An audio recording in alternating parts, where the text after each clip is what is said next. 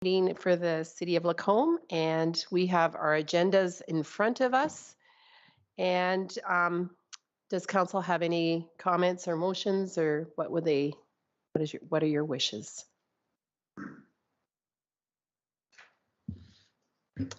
Councillor Gullickson. Thank you, Deputy Mayor Hoekstra. There you go. There, I wanted you to introduce yourself. You didn't even say who you were. Well, there you go. Shall I do that a moment? I am Deputy Mayor Cora Hoekstra, and our mayor is out of the country right now, so I'll be filling in tonight. Thank you, Councillor Gullickson, for drawing my attention to that.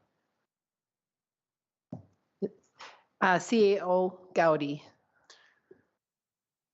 I was hoping I could add an item to the agenda just about the Lacombe Police Commission and a recent appointment there. Where do you suggest I place that now that because it's not really a decision, correct? It's just in. I think the decision will be the acceptance of the information. Okay. And so I would say 6.4 would be a. Okay, 6.4, Police Commission. Thank you. Anybody else?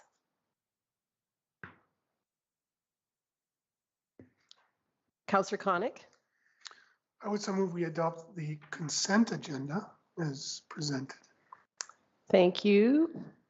That will come up on your devices here in a moment, and we can vote on that.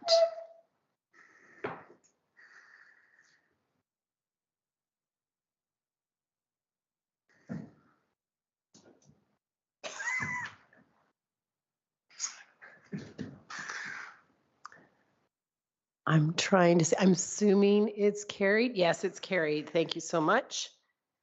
Do we have any other motions to come forward regarding the agenda? Councillor Koenig? Sorry. Well, why not?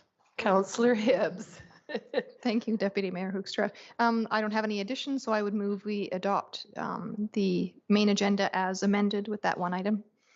Thank you. We have the privilege of voting for that, and that should be on your device here shortly. And there it is.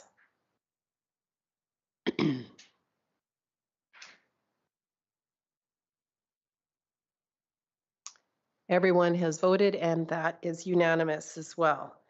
So that takes us right into our meeting here tonight, and we don't have any open forum or presentations or public hearings. So we're going to go right to requests for decision. 6.1, it's the tax rate bylaws, bylaw 504 and bylaw 505, and we'll ask Manager McKinnon to address that request for decision. Good evening, Deputy Mayor Hoekstra and Council.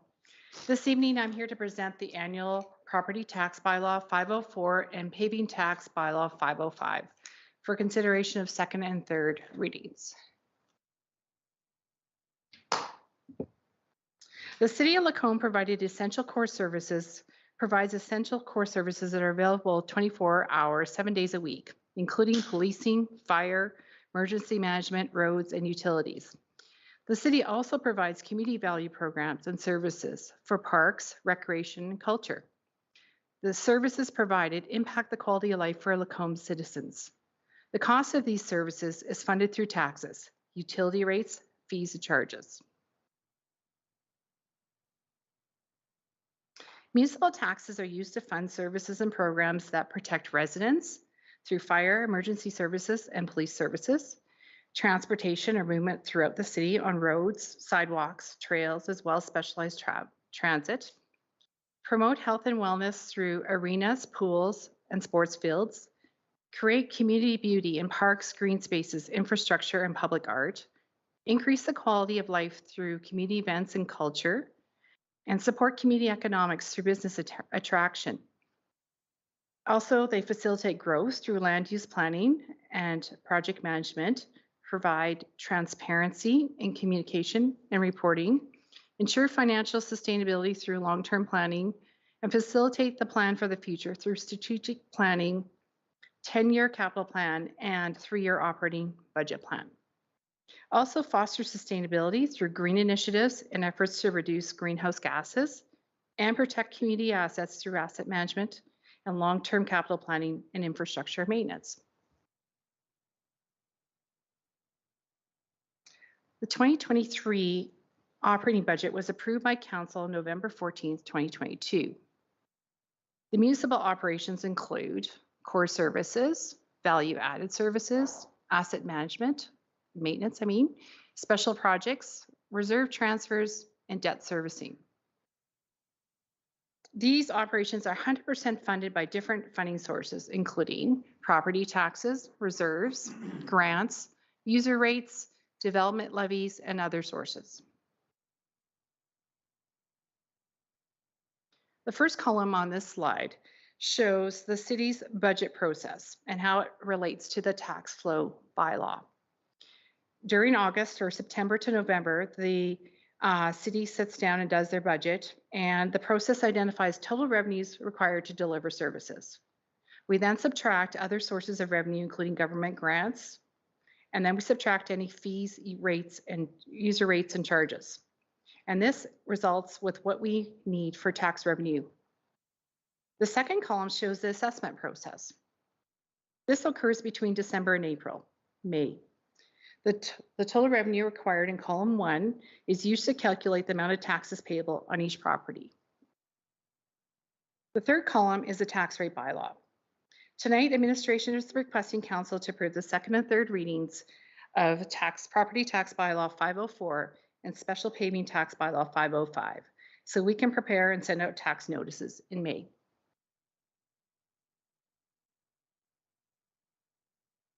Council approved a budget that included a 5% tax increase in order to fund the services provided by the City of Lacombe. This slide shows the impact to the taxpayer who owns a residential property valued at $300,000. They will pay municipal taxes of $2,593 per year, or $216 per month.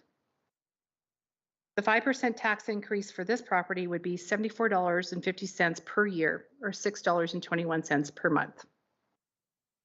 The municipal taxes are used to cover the costs of many municipal services that you will see in the second box under municipal services on this slide. You can ask yourself, what would $216 per month get you in other areas of your life? Some examples include monthly cable or internet, a dinner for 4, no longer that fancy, heating and power bill, monthly groceries, weekly groceries, and insurance, and other phone plans that you might have.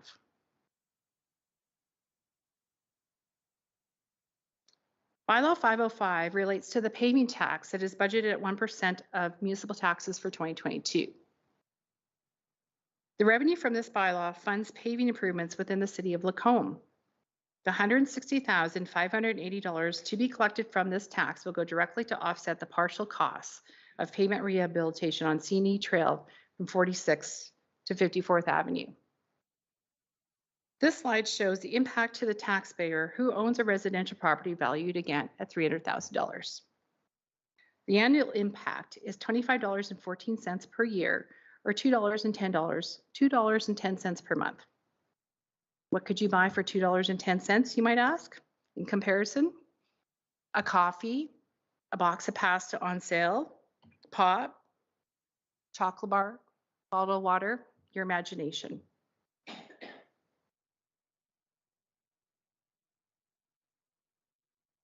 Property taxes are only one of many taxes that citizens have to pay. The municipal revenue box includes property taxes, fees and charges, and utility rates. The federal and provincial revenue toolbox includes income tax, consumer taxes, gaming revenue, oil and gas revenues, and tariffs. You'll see the municipal revenue toolbox is quite a bit smaller than what a consumer has to pay for provincial and government revenue in comparison.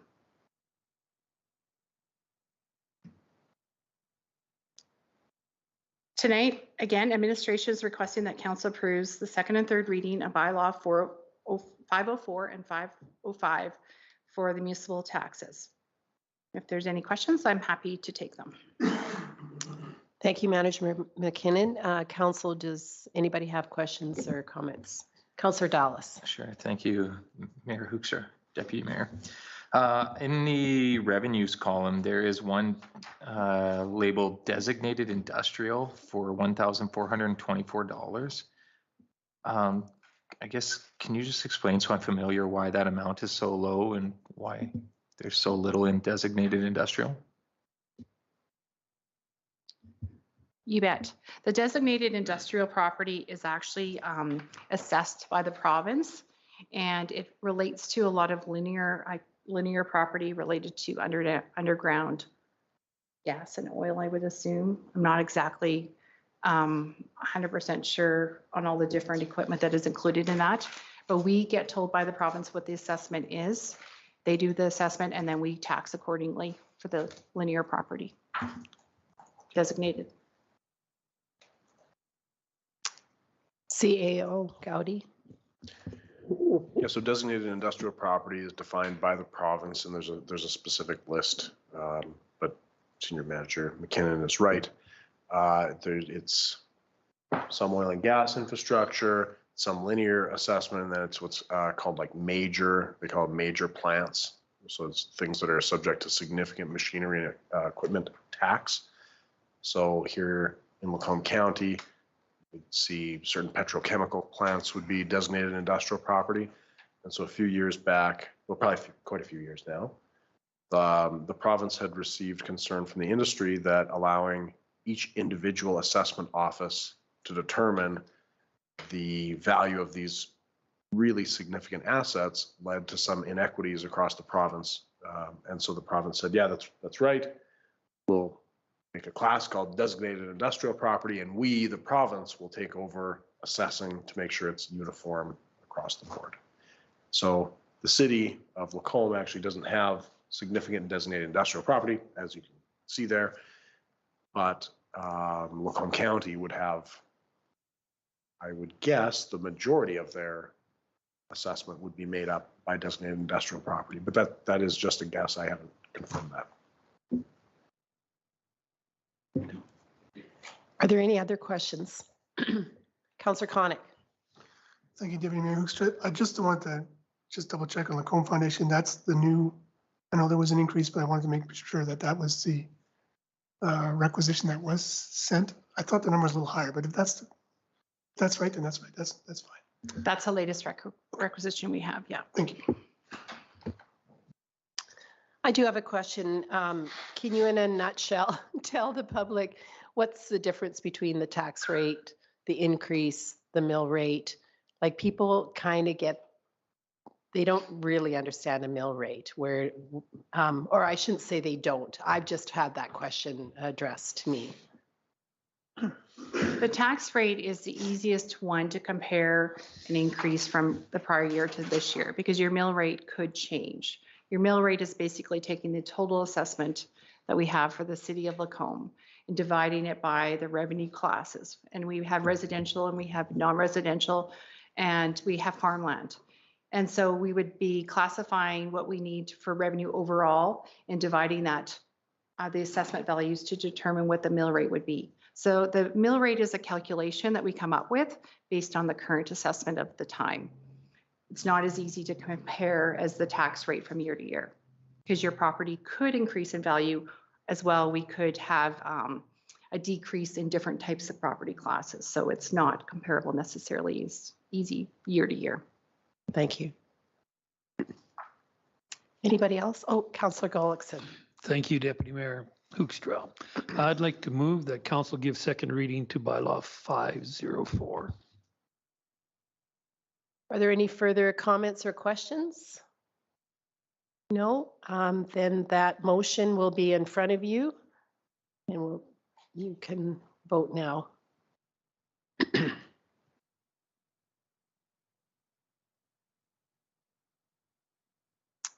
Second reading of bylaw 504 passed unanimously. Do we have any other motions to come to the floor? Councillor Hibbs. Thank you, Deputy Mayor. I move that council give third reading to bylaw 504. Thank you. Any other comments? No? That was also in front of you to vote on that one.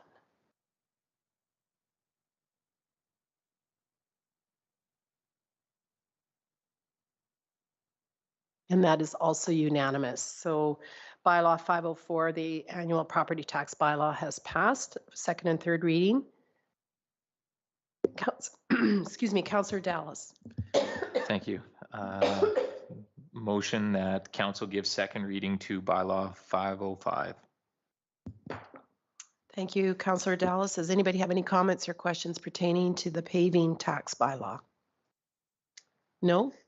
Then we can vote on that on your devices.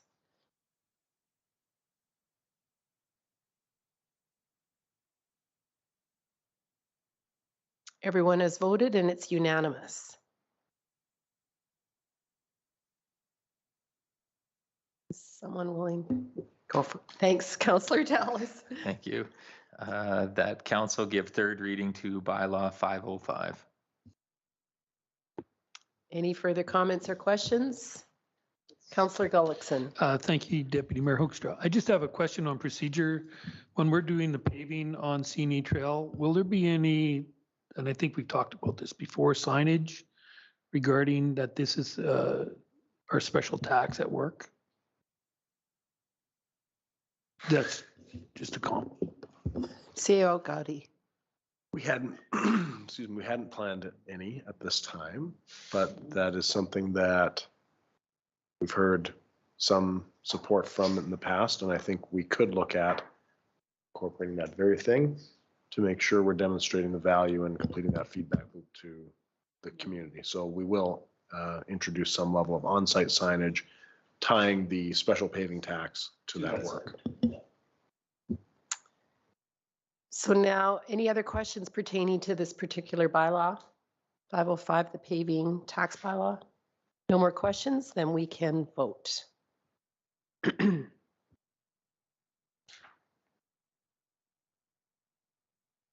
Everyone has voted and it is unanimous. Thank you very much. So we're moving on then to request for decision 6.2. It's the business expense policy directive redraft. And again, Senior Manager McKinnon.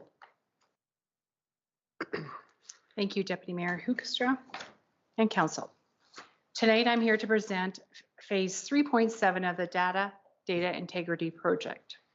Administration recommends Council approve a revised business travel expense policy 13.211.03.2023 PO and rescinds the business travel expense policy 13.211.03.2020. The biggest change in the business travel expense policy that we have created, that was created in 2020 December, is that the mileage and meal allowance rates are no longer included in the policy. And this allows the rates to be changed easily every year rather than wait to have it come back to council to approve a revised policy. So the revised policy references the CRA rates for a reasonable kilometer allowance and meals per diem. This allows the rates to remain current and be updated on the expense claim forms annually when the CRA changes its rates. The CR rates for meal per diems and reasonable kilometer allowances will be reflected on the claim forms, effective for travel after council approves this policy, just for clarification, because I know many people want to backdate. Table 1 in the report shows the CRA guideline for 2023. Other changes to the business travel expense policy include new additions for a clause for proof of expenditures, that they must be submitted for reimbursement except when a meal per diem or mileage claim is submitted.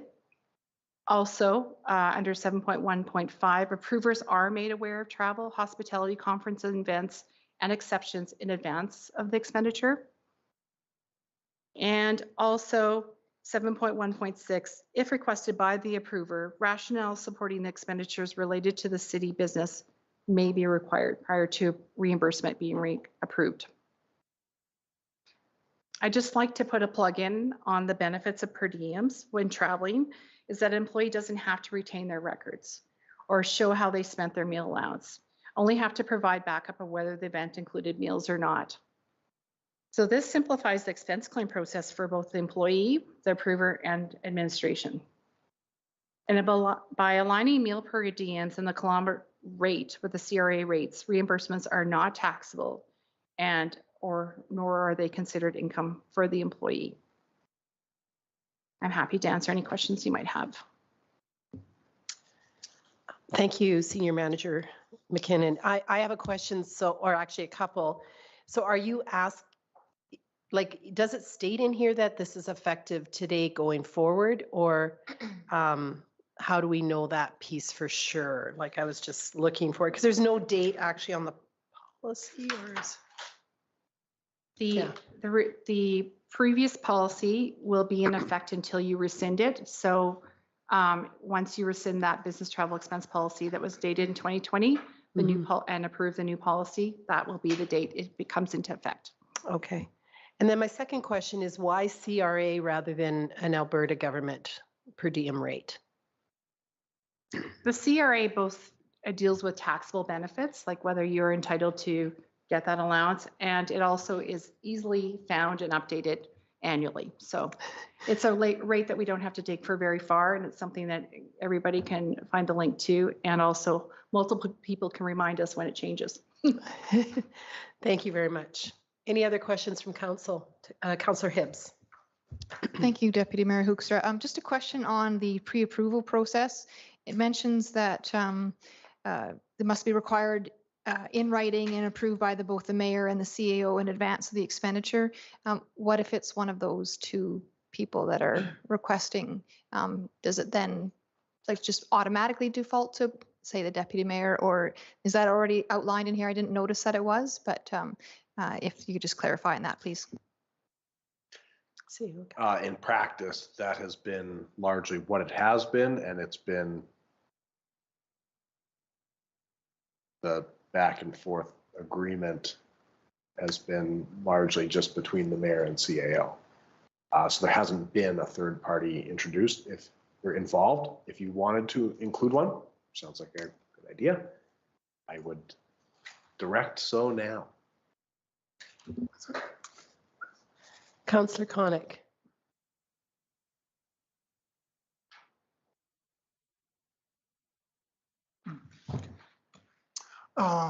Thank you, Deputy Mayor Hoekstra. What do you need to clarify? Because that's 7.2.3, reasonable cost for seat selection, transportation, luggage when using the airline. I'm wondering if we shouldn't add insurance. Because I claimed it recently and was reimbursed me, like cancellation insurance, that kind of thing. Maybe just add that in there, because I think that's a reasonable expense. Thank you. Thank you, Councillor Koenig.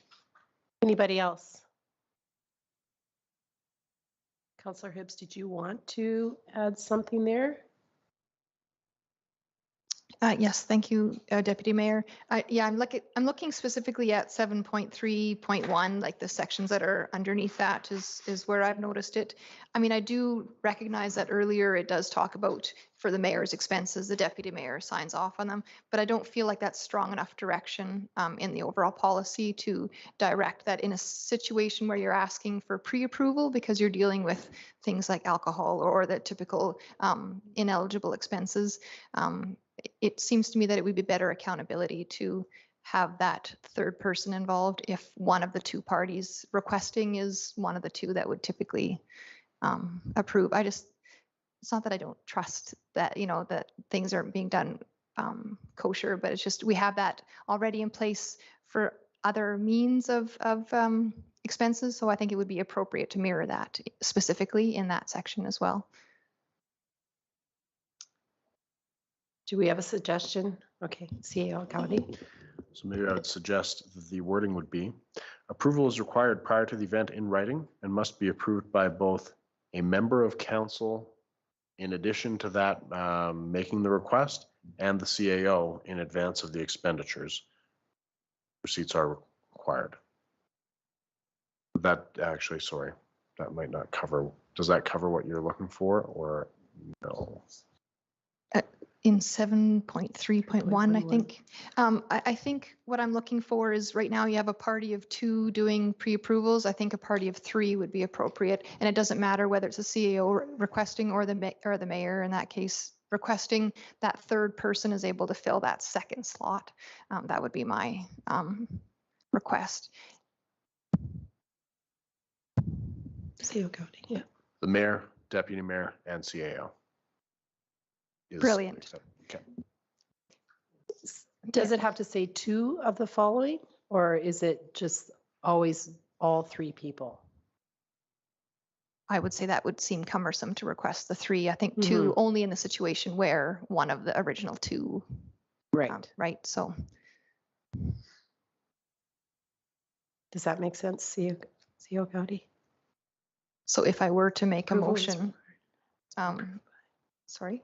So I was just reading it out loud. So approval is required prior to the event in writing and must be approved by 2, because it says here both mayor and CEO in advance of expenditures. So it's, I would say both mayor and CEO, unless in the event of it being requested by the mayor or the CEO, the addition of the deputy mayor, deputy mayor. something like that. And so I feel like it would be maybe appropriate to move that council approve the business travel plan expense policy as with that amendment. Okay. Right. With all those amendments. Senior Manager McKinnon, is that making sense? Yes? Yes. Okay, excellent. Do we have any other comments from council? So we want, the motion is to approve the business travel expense policy with the amendments. And then.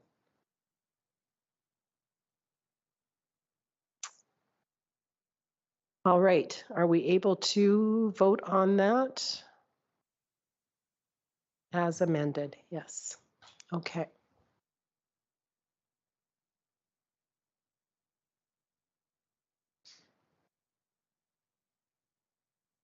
Everyone has voted and it is passed unanimously.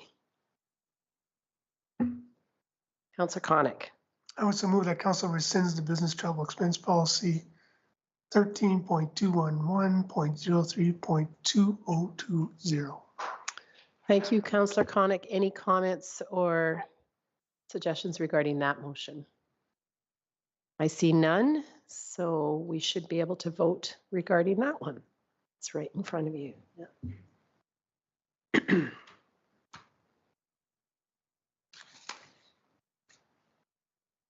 Everyone voted and it passed unanimously. Thank you very much for that, Senior Manager McKinnon. Now we are going to move over to request for decision 6.3, Public Works Facility Optional Pricing, and we'll hand this one over to Director Thompson. Thank you, Deputy Mayor, and good evening, Council. Ledcor, the city's selected general contractor to build the new Public Works shop in the Len Thompson Industrial Park, says they're on track to submit a development permit application soon, with construction on the new facility scheduled to start next month. In the interim, we have received pricing for 2 optional items, and tonight we are requesting Council's direction on whether or not to proceed with them. Depending on which options Council approves, if any, authorization is required to increase the project budget. New options include precast concrete as an exterior building material instead of metal wall cladding, and the installation of an elevator, which is not required by building code, so it truly is an option. So I'll talk about the elevator first.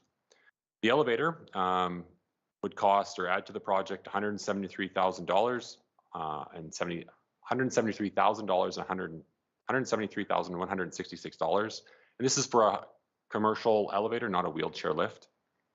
The most cost-effective time to install an elevator is during the initial building construction, so we are bringing this forward to Council's consideration as an option. Included in Appendix A of the Council package is a rendering and a floor plan of the new Public Works facility. You will note that the office portion of the new facility consists of 2 floors. The second floor does not require an elevator access due to its current uses and size under the building code. However, a central portion of the second floor will be left unfinished to allow future city needs to drive the development of that space. Installing an elevator now would ensure that accessibility requirements do not restrict this future space. And the elevator would also provide a convenient and generally safer way for individuals to move large items between floors. And based on our experience at the Lacombe Memorial Center, we budget $3,000 per year to maintain that elevator. And so we would expect something similar for this facility if council chose to include it. With respect to precast concrete panels, Ledcor provided pricing for 3 precast panel options for council's consideration. Option 1 is to install precast panels on the office portion of the building, full height. That option is $198,605. The office portion would be full precast, and then the shop portion would be metal cladding, a metal cladding exterior finish. The second option is a partial height precast wall on the shop portion for the durability benefits of precast concrete. That option is priced at $241,430. The remaining portion of the shop would be metal clad under this option, and then the whole office would be metal clad as well. The first option and the second option could be combined if council chose. Then the third option was to install precast concrete as the entire exterior of the building, office and shop, full height, and that option's priced at $1 million, $2,944. The main benefits of precast are energy efficiency and durability, but administration has not performed an economic payback analysis on any of the precast panel options, as significant energy modeling would be required. It is likely that there will be some reduced energy costs and or repair costs associated with these options. However, we feel that it's unlikely that the front end costs of any of these options would break even financially within a reasonable term. I know CIO Gowdy has some additional comments to make on this in a moment. So I'll conclude by saying that council is often asked to consider a number of factors in their decisions. And in this case, the added front end capital cost can be weighed against the unknown future reduced operating costs, increased durability of the material, possible aesthetic considerations such as the likelihood that precast concrete panels would show less deterioration over their lifespan of the public works facility, or any other criteria council decides is in the public good. Thank you, Director Thompson.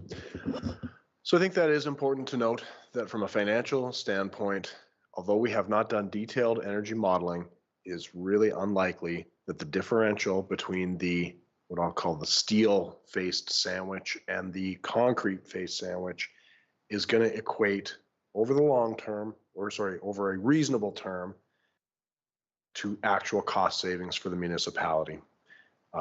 Both are going to be designed to meet the increasingly stringent energy code that was introduced in recent years.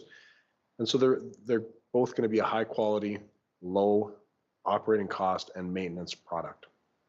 However, there are, as Director Thompson has highlighted, other factors that council needs to consider and does weigh when making these sorts of decisions. I reached out to the mayor to get his input, and he's asked that I carry this in on his behalf, and I'm happy to do so.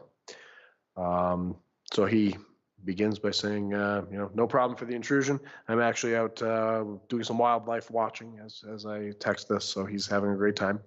He said, I definitely want the advantages of precast. I believe the longevity and efficiency of full height concrete are in our best interest. This is the type of construction ideally suited for a municipal building that will be in service for 75 plus years. $1 million is a significant cost, but I believe it is a prudent investment that is justifiable. An elevator, on the other hand, excuse me, I cannot endorse this project. The benefits do not outweigh the ongoing costs. I also would like to see the wash bay be located, that's separate. So when I talked with the mayor, I've talked with the mayor about this in the past. I think there is a support for that precast structure, superstructure that goes, or sorry, not the superstructure, just the cladding, that goes beyond just the financial side. However, as administration, looking at the past direction you've given us in terms of budget and where we're at, we know we're at with this project and our allotted budget. For us, we're unable to make a recommendation based on the financial factors that we would normally put into this kind of a decision that would support actually any of these options.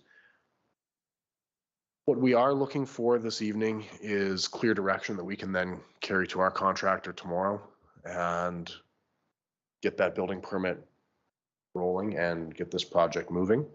So with that in mind, I'm hoping that council will give us some clear direction via 4 separate votes. One on option 1, clear direction, yay or nay. One on option 2, clear direction, yay or nay. One on option 3, and then one on the elevator.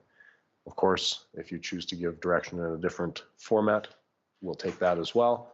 But that would be my suggestion for ensuring there's no ambiguity about where we're headed with the project. Once council gives us this direction, we are going to be working with the contractor to make the project a reality. And we're really looking forward to the next event, which will be likely a sod turning and then a ribbon cutting. Thank you, CEO Gowdy. Please remind me again, you wanted a vote on option 1, option 2, option 3, and then the elevator. Yes. Okay, thank you. But first of all, any comments or questions? Councillor Ross. Thank you, Deputy Mayor Hoekstra. Is the roof steel or wood is my first question. And my apologies, but would option 3 not be off, since it says office and shop? Why do you need 3 different motions when option 3 is office and shop, which I would, sorry, I don't understand. Wouldn't that just be the both together? Sorry, maybe a dumb question, but. So to your answers, this is a steel roof. So in all of the options, it would be a steel roof with insulation, of course. You're correct that if option 3 were selected, it does supersede option 1 and 2. It exceeds both of them. Option 3 is a little bit more difficult, we believe, because there were buildings proposed that had options to go to concrete that were less than $1 million differential. And there were, if council were to make that selection, there were overall concrete buildings that actually would be slightly below what this project would end up being as a full concrete project. So the $1 million option, there is some risk there in terms of reputation for the procurement side of things. I don't think it's a legal risk that would actually play out into liability on the city in any way. However, I do want to let you know that if you add $1 million to this budget, it's no longer cleanly the cheapest concrete building that was proposed. Thank you for that explanation. Yes, we'll go over to Councillor Koenig. Thank you, Deputy Mayor Hoekstra. So just a couple of things for clarification. So the second floor, it says a central portion of the second floor will be left unfinished. So part of the second floor is finished or nothing at all on the second floor? Thanks for the question, Councillor Koenig. Everything except for that central portion would be developed. And so that central portion would be shelled out or framed. And then the future needs of the city could drive the development of that space, whether it be offices or another meeting room or some other use for that space in the central portion of the second floor. But the rest of the second floor around the perimeter would be developed. Thank you for that. My second question is, so again, back to these options. Option 2 shop, that's just a 10-foot, 3-meter high wall, steel the rest of the way. But is there not an option just full concrete shop only? I don't see that here. I see office which by the way, I don't think we need concrete there. Then I see option 2, the 10 meter or 3 meter, and then office and shop full. But there is no full office option or a shop option. Am I correct? Or what does that number look like?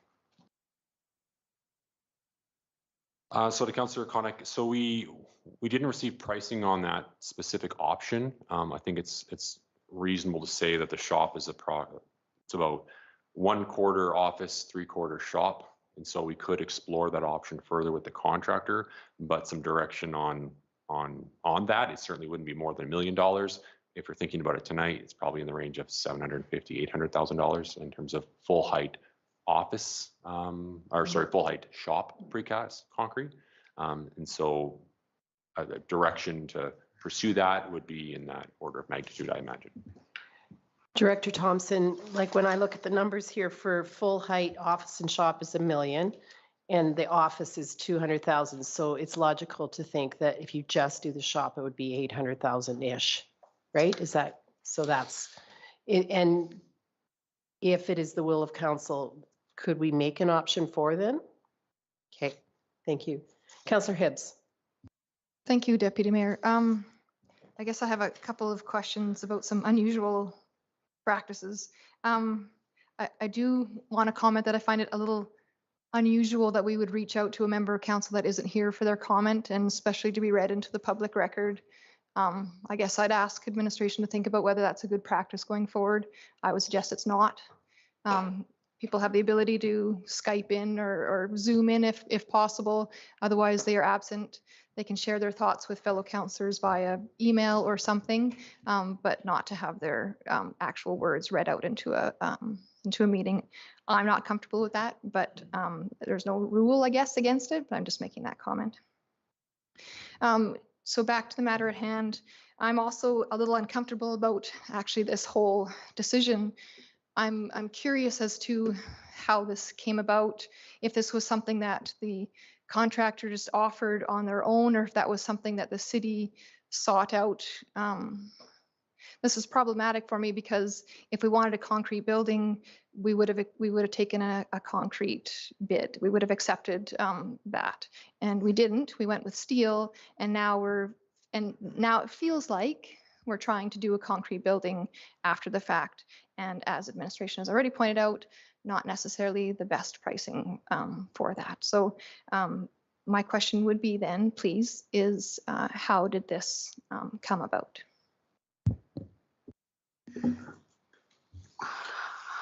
So during the negotiations of the final price, once we received the bids and proposals, we had a number of options that we looked at with the contractor.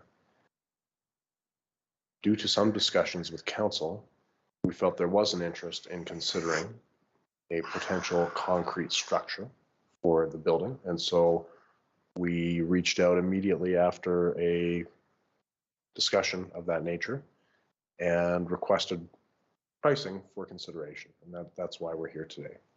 Appreciate your comments about carrying the words of another councillor into the council chambers. In this case, that is what has happened. I believe that responds to your questions. Councillor Ross. Thank you, Deputy Mayor Hoekstra. Sorry to elaborate again. So if I like Councillor Connick's idea of full wall shop, if that's the case, is the office then steel? And I guess my second question is, I know of other contractors that submitted only concrete quotes, not a steel. Is this, and I'm not asking to complicate the process and go back to that, but is this comparable to those that quoted full concrete?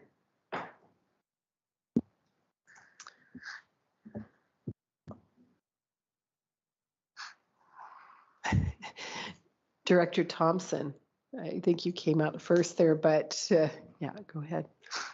So the concrete, depending on different concrete contractors, we had prices from concrete contractors that submitted different construction methodologies. And this one in particular is a steel building with concrete cladding on it. and our concrete walls on the outside of that steel structure. And so that's the pricing that we've received. With options, as CEO Gowdy had said, with the full precast concrete option compared to full precast concrete options that we received during the bid process, this would no longer be the cheapest precast, the cheapest concrete building if it was the full precast concrete option. If we were to council were to select that tonight, if that responds to your question. CEO Gowdy, did you want to add something to that question or to answer it? Or Yes, I wanted to respond to the considerations of a steel-clad office and a concrete shop. That is not, that hasn't been presented as an option. It certainly is, but it's not an option that we would endorse, and that our contractor actually also said, well, I wouldn't do it that way because all of the savings, all of the benefits you get from a concrete structure are greatly diminished in a shop setting. Your energy savings, which is the primary driver that most people move to a precast concrete panel with, are just not there. You have 10 overhead 16-foot doors that open day in and day out. And so you're venting the heat over and over and over. The durability component, the 10-foot walls do accomplish that. But when we looked at it, to see that durability actually play out into a financial return of any kind, you're going to have significant many incidents of damage that are not insurable damage that happen outside of the flashing and the doors. We don't see a lot of that kind of damage where someone just runs into the building, and if they did, typically that would be an insurable event. So we are happy to carry any direction, but I would advise against a shop and no office concrete structure. thank you, CEO Gowdy. Councillor Koenig. Thank you, Deputy Mayor Hoekstra. Just a couple comments. One to Councillor Hibbs. First off, I appreciate this coming back to us because I think my recollection was pretty clear that some of us on council were a little taken aback that there wasn't any concrete at all. So I think that's where I'm not surprised by this. I'm glad this is here. However, I would agree with you a little bit in that and echo some of the CEO's comments that it is a little problematic that if we do all concrete, office and shop, that it then exceeds pricing that we would have gotten from all concrete construction companies. So that's unfortunate. And what you said about the shop, I guess that makes sense. I was just thinking that's where we want the concrete to be, all the way to the ceiling. I just don't see the benefits for the office. I mean, from an energy standpoint, I see it, but from a cost perspective, I struggle with that. So, yeah, thank you. Councillor Dallas. Thank you, Deputy Mayor Hoekstra. I guess I don't really have any, I do have a question, but I will follow it with some statement here. I'm not interested in any of the three options presented that change the design material of our building. We requested bids based on an approved price, and the bids accepted met those criteria. As admin has mentioned, there's not necessarily legal implications, but I do feel that this is a reputational concern, changing the process after acceptance. We also lack the evidence that there is cost benefit to this additional price tag versus the energy savings or maintenance or remodeling. So I would not be in favor of any of those three options. In regards to our fourth piece of question, the elevator, I guess the biggest thing is we're not the ones using that elevator. So my biggest question is there a benefit to the staff in the facility to have that elevator? And that's what would drive my decision, not necessarily whether I think the building needs it or not. Thanks, Councillor Dallas for that. And certainly I would say that an elevator absolutely would be a benefit. It's more convenient for staff to go up and down. But I would say it's not a core benefit. And it certainly was not on our radar when we put the building out for bid. If elevator requirements would be driven by the building code, and if they needed it, it would have one. If it didn't need one, we were prepared to accept it didn't have one. We do have that undeveloped space, which has some uncertainty in terms of how it could be used. It could be a different city purpose. It's possible or conceivable that there may be some accessibility limitations on what we can do with that space based on not having an elevator. And so it really depends on how open we want to leave the door for the development of that space. But certainly we're bringing that forward to council as a pure option, and whether that upfront investment, being the cheapest time to do it would be now, is worth it considering the future needs of that upstairs space. Thank you, Director Thompson. Councillor Gullickson. Thank you, Deputy Mayor Hoekstra. I agree with Councillor Dallas on that. As far as the building goes, I think it is what it is. The other, I'm not interested in those three options either.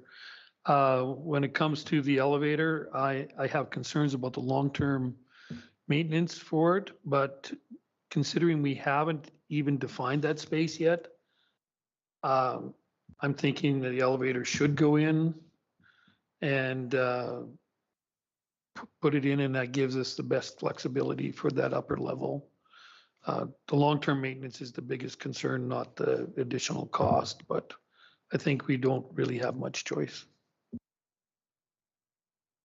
Thank you, Councillor Gullickson. I just wanted to add a question regarding the elevator. The comparison was made to the LMC elevator, but I'm assuming this will be a more heavy-duty elevator, for lack of better terms, than the LMC one. That's more of just a pedestrian elevator. Am I assuming correctly? Like that we'll be putting an industrial elevator that could accommodate the, I don't know, big something, or am I incorrect?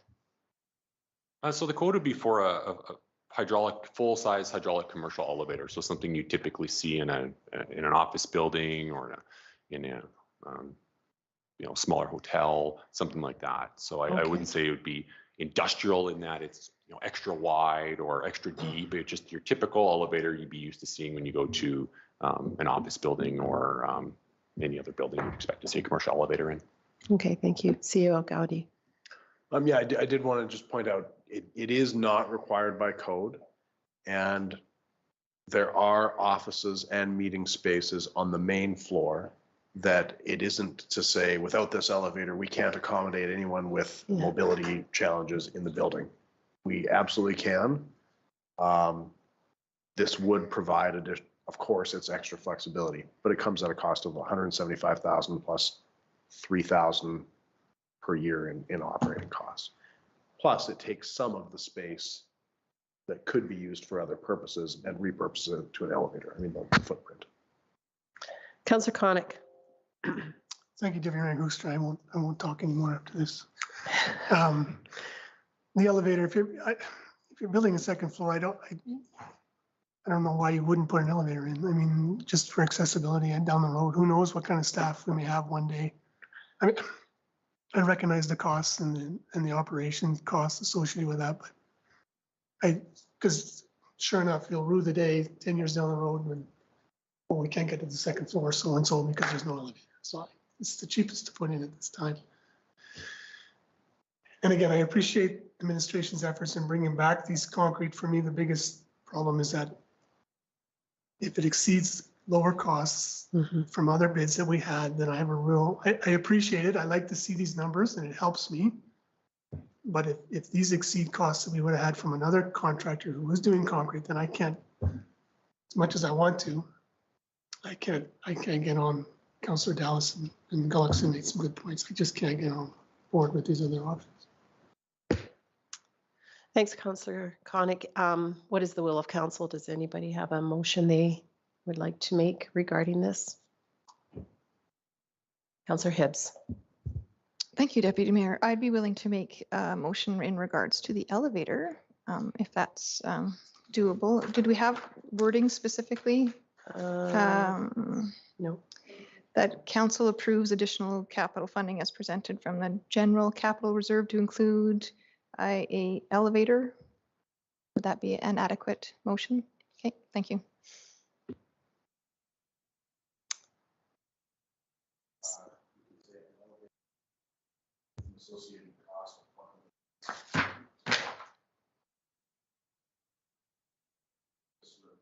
Captured. That is fine. CEO Gowdy, did you say 175,000? Because it says 173,166, but you're just saying 175 just to keep it. Yes, Oh. that was what I, Okay. 173,166 would be fine though. That's the quote. That's fine too. Councillor Hibbs, what's your will? So Yeah. moved. So moved. Okay. Do we want that budget, I mean, that motion read back to us? Or are we good? I'm never going to say legislative coordinator. Bella Bono, do you want to read it back to us, please? Thank you, Deputy Mayor Hoekstra. The motion on the floor from Councillor Hibbs is that council approve additional capital funding as presented from the general capital reserve to include the following items in the new public works facility project, to include an elevator with an estimated cost of $173,166. Thank you. Any other comments? We will vote on that motion.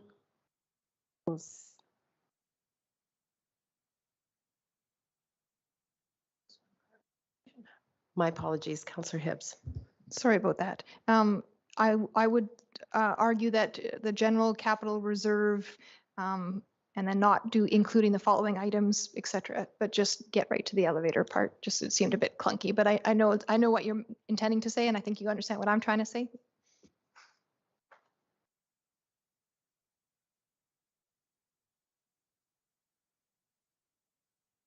I'm just pausing to read what is coming up on our devices. Would you like that corrected, Councillor Hibbs, then? It doesn't matter whether it says it there, but just so we understand that it's to include, it's not the following items, it's just to include an elevator. Okay, estimated. Okay. Excellent. Then we are able to vote.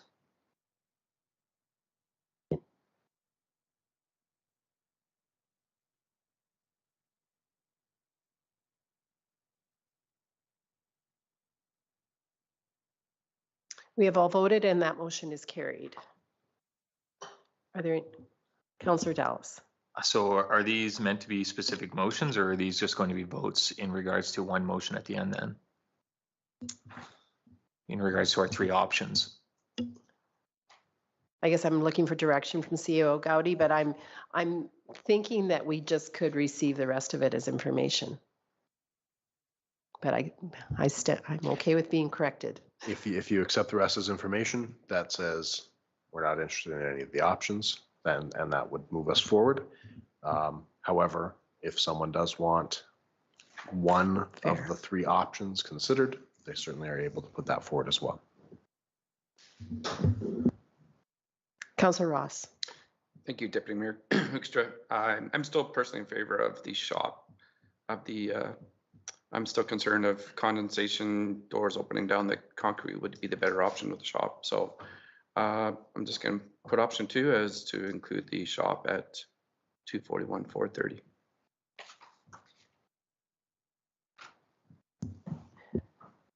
Did you make that as a motion? Is that that's your motion? That council approves additional capital funding to include option 2. Is that correct? Yes. Okay. Does anybody else have a comment or to speak to that one? Then we will vote on that when our trusty IT person is ready.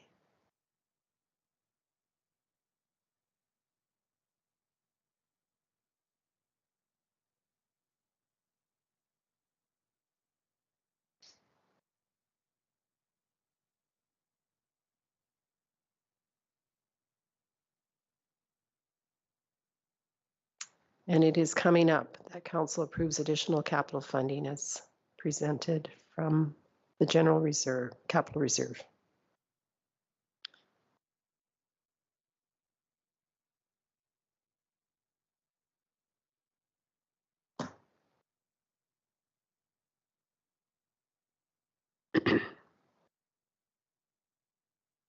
We have all voted and the motion was defeated by Councillor Gullickson, Conick, Dallas, Hibbs, and Deputy Mayor Cora Hoekstra. Any other motions? Councillor Dallas. Thank you. I'd like to make the motion that council accepts the Public Works Facility Options Report as information. Any other comments from the rest of the council? Speak to that motion? No? Okay, then that motion is on your device now.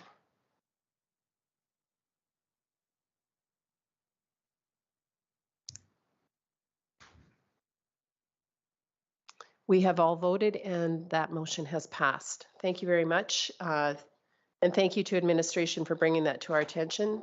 But we have spoken, I guess, in that regard. We'll move on to 6.4 to CEO Gowdy. You're going to speak to the Police Commission. So council may be aware that Police Act revisions were passed in late 2022, November, I believe. And the revisions were really centered around the ability for the Ministry of Safety in the province to appoint members to municipal police commissions. So broadly, the requirements are that they can appoint up to 49% of the membership of a police commission, as long as it doesn't exceed 15 people total. So the Lacombe Police Commission currently has 7 members. The province is able to appoint up to 3 in regular times and additional if they feel it's necessary. At this time, we've only received notification that they have appointed 1 member, that being former Mayor Steve Christie. So certainly it's great to have someone with past experience on the police commission participating. I did reach out to the ministry as well as some legal counsel as to how it affects our standing members, whether it's a replacement, and they confirmed after some back and forth that it will be treated as an additional member. So essentially there's 7 members as specified by the city's municipal police commission bylaw, and then there is this 8th provincial appointee position, which is a full voting member and has the rights of any other commission member in that sense. Because the provincial legislation is superior to municipal bylaw,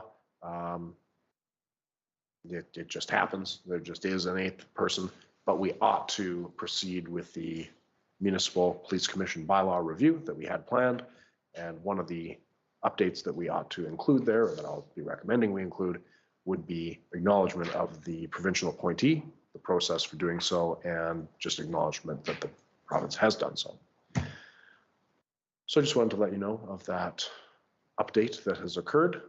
So I believe that's actually current now, that Mr. Steve Christie is a member of the Lacombe Police Commission and will be attending meetings going forth.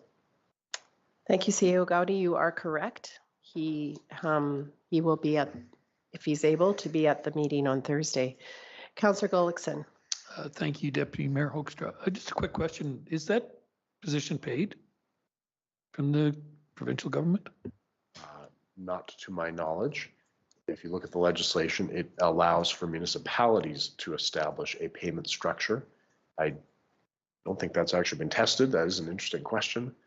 I would imagine that the default approach would be, if the other members are being paid, that the provincial appointee ought to be compensated the same, but I'm not sure, actually. That's an interesting question. Councillor Conick. Yeah, that's a great question. Can we anticipate more? Did they indicate that there'll be more appointees, or this the one, or will they, to get to their 49%, have 3, 4 more? Or? I do not believe, there's been no indication at any time that they are seeking 49% on the City of Lacombe's commission. And currently, we have no indication that they're looking for any more than this current member, but at any point they can do so. Any other comments or Councillor Hibbs? Sorry, just a quick question. It just dawned on me. Because I'm not overly familiar with the legislation, does this appointee by the province have any special requirements put on them that they're meant to report to some provincial level body in regards to the commission, or is it simply just an exact same member of the commission as all the others with the same rights and responsibilities? To my knowledge, there is no additional reporting requirements defined anywhere, unless there has been some discussion between the provincial appointee and the ministry itself saying, you know, we're expecting you to submit minutes back to us for, I haven't been privy to any of that. I haven't seen any of that. Certainly it's not in legislation anywhere. That would make sense, but I'm not sure that it is there yet. The commission has asked the province, the ministerialis, to produce some guidelines around this, and we haven't received any, and just even some more information about what policies would look like. And at this point, we haven't received any. So, Councillor Koenig. Thank you, Deputy Mayor Hoekstra. Well, at least it's someone from the community, someone who knows our community, so that's great, I suppose. That's terrific. Did you need a motion to accept this as information? I mean, it's an action item, I guess. Is that, you're looking for that, or? I think just to acknowledge that the information has been shared, so that it's in the record would be valuable. So I'll make that motion then to accept this report as information. Thanks, Councillor Koenig. I did want to add that the updates to the Police Act did include more than this, but this is the one that is probably going to impact our local commission in the greatest ways. So, but thank you for that. We have a motion on the floor then to accept this report as information.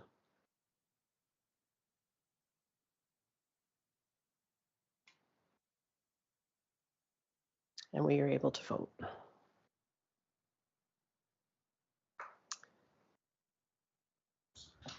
We've all voted and that has passed. So thank you for updating us in that regard. We don't have any notices of motion this evening, and we do have an in-camera item. But before we go there, I'll just read out that our next meeting is actually on Tuesday, May 23rd, here at City Hall. Then following that, we will have a committee meeting on Monday, June 5th. And a regular council meeting on June 12th, all at 5:30 p.m. So now we will have we would like to move in camera. Someone, Councillor Gullickson. I'll make the motion to move in camera. Thank you very much. We will be voting on that.